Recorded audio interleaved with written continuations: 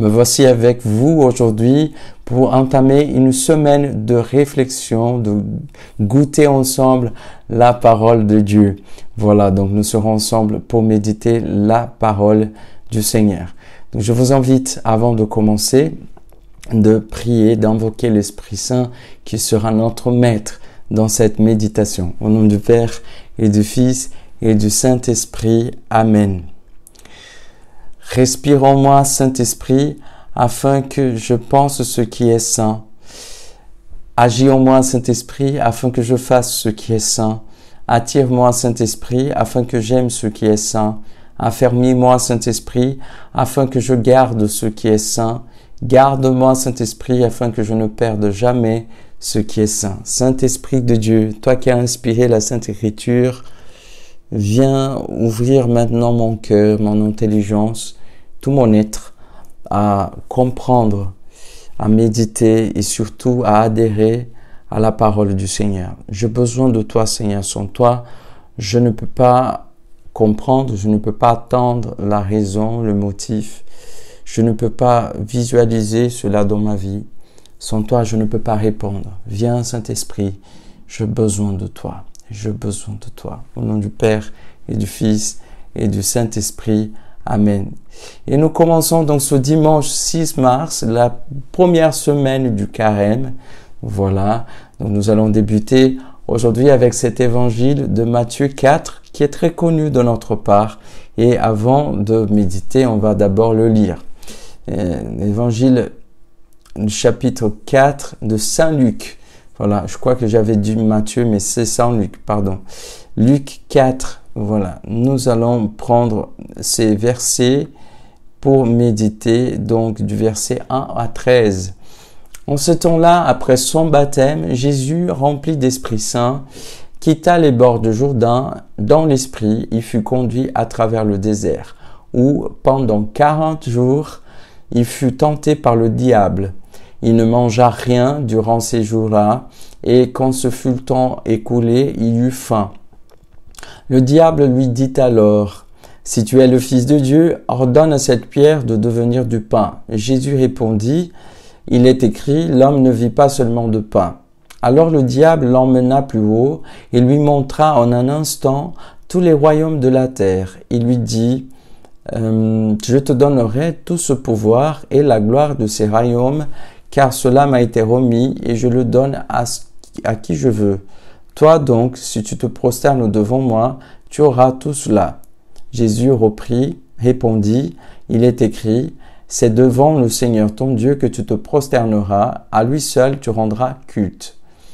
Puis le diable le conduisit à Jérusalem, il le plaça au sommet du temple et lui dit, si tu es le Fils de Dieu, d'ici jette-toi en bas, car il est écrit, il donnera pour toi à ses anges l'ordre de te garder, et encore, ils te porteront sur leurs mains, de peur que ton pied ne heurte une pierre. Jésus lui fit cette réponse, il est dit, tu ne mettras pas à l'épreuve le Seigneur ton Dieu. Ayant ainsi épuisé toutes les formes de tentation, le diable s'éloigna de Jésus jusqu'au moment fixé. Voilà, cet évangile, cet extrait est très connu de nous, soit selon l'optique de Saint Luc, comme nous l'avons là, soit selon l'optique de Saint Matthieu. Et nous méditons en ce premier dimanche du Carême. Cela est très important pour nous. Et je voudrais attirer votre attention à quelque chose. D'abord, les tentations sont une tentation contre l'identité du Christ. Ouais, il est le Fils de Dieu. Et remarquons bien qu'à chaque fois, le démon lui interpelle en disant « Si tu es le Fils de Dieu ». Il met en question son identité, comme s'il avait la possibilité de ne pas l'être. Si tu es le Fils de Dieu, fais ceci, fais cela. Si tu es le Fils de Dieu, fais ceci, fais cela. Voilà, l'évangéliste va dire ça pour les deux premières tentations. Si tu es le Fils de Dieu, pour les trois tentations. Voilà. Et donc, cela, c'est très, très, très important pour nous de nous remarquer que nos tentations aussi veulent mettre en question notre identité de fils de Dieu, d'enfant dans le Fils. Nous sommes appelés à vivre, mais le démon veut nous faire croire que cela n'est pas acquis et il veut nous proposer de déviation du chemin. Donc, parce que avec Jésus, le diable va proposer, pour être fils de Dieu, il faut que tu montres quelque chose. Il faut que tu manifestes cela. Donc, tu manifestes ton pouvoir. Tu manifestes que tu peux transformer les choses et répondre à la nécessité de manger. Donc, le démon est en train toujours d'inciter les trois désirs principaux, les trois concupiscences, la concupiscence du plaisir, la concupiscence du pouvoir et la concupiscence du posséder les choses. Donc, si tu m'adores, tu auras tout cela comme royaume et comme bien.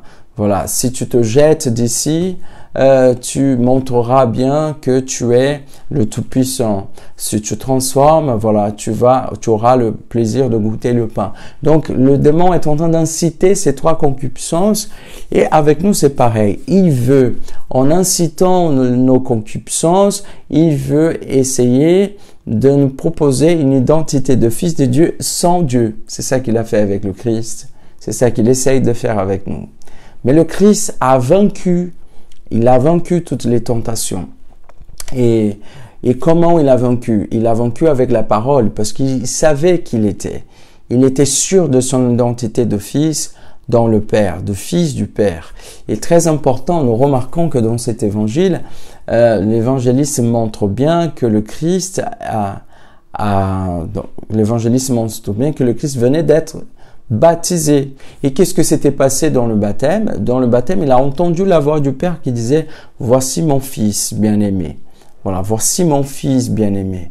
Donc, il s'appuie entièrement en cette relation avec le Père et le Père lui dit qu'il est. Voilà.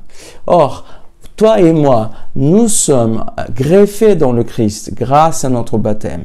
Dans le Christ, nous entendons aussi la voix du Père qui donne notre identité d'enfant de Dieu. Nous sommes ses enfants.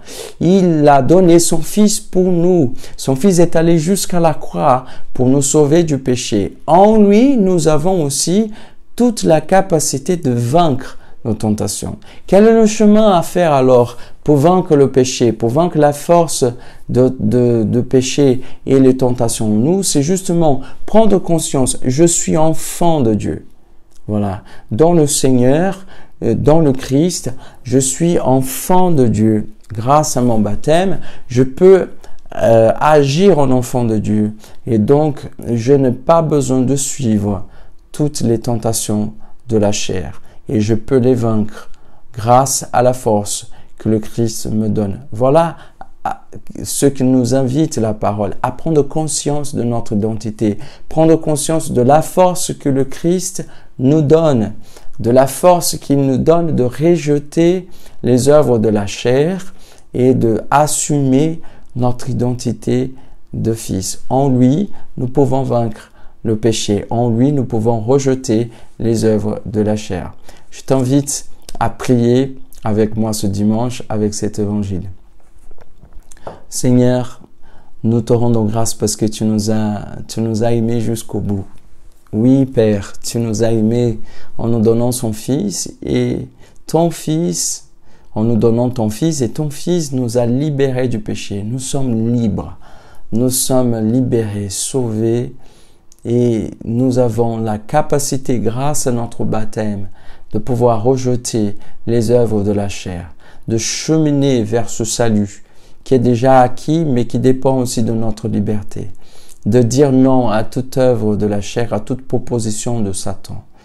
Oui, Seigneur, aide-nous à prendre conscience de cette identité merveilleuse que tu nous donnes d'enfants de Dieu et donne-nous de marcher dans ta lumière. Ce que nous te demandons, au Père, au nom de Jésus. Amen. Voilà, je te donne maintenant la bénédiction du Seigneur pour que tu puisses, avec lui, avec sa grâce, avec son esprit, pouvoir marcher en enfant de Dieu. Que Dieu Tout-Puissant vous bénisse, le Père et le Fils et le Saint-Esprit. Amen. Merci de votre compagnie dans cette réflexion. J'espère que cela puisse vous aider dans votre prière, dans votre relation avec le Seigneur. N'hésitez pas à partager ce lien, cette vidéo autour de vous et de faire pour que plus de personnes puissent connaître la parole de Dieu. N'hésitez pas non plus à vous abonner dans notre chaîne YouTube et je vous dis à bientôt pour une prochaine méditation.